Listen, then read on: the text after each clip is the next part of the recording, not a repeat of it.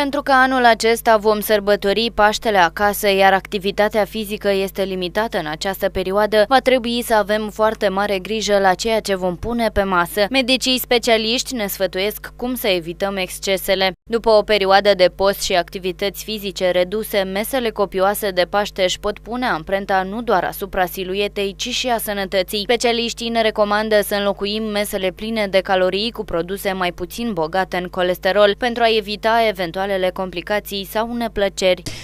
Da, este o perioadă care vine după un an de pandemie, un an în care lumea a stat mai mult în casă, mai mult a mâncat, a făcut mai puțin sport.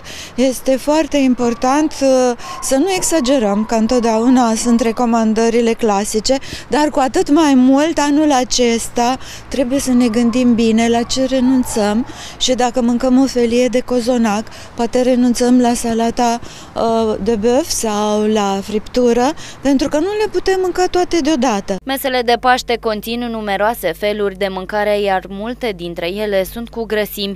Este normal să mâncăm, poate doar să gustăm din fiecare, dar recomandarea este să ne gândim pentru anul acesta la un regim mai ușor, la un regim, să spunem, de sărbătoare, dar cu mai puține calorii.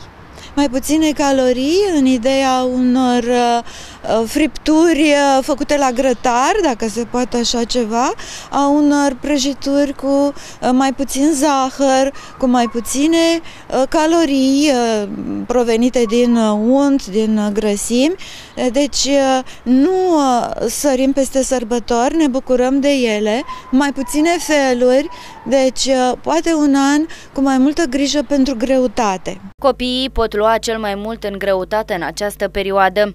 Este adevărat că în ultimul an au crescut cazurile de copii cu greutate crescută, chiar obezi, și atunci, sigur, cu atât mai mult, dacă obezitatea apare la copii și la adolescenți, acest lucru ne îngrijorează foarte mult.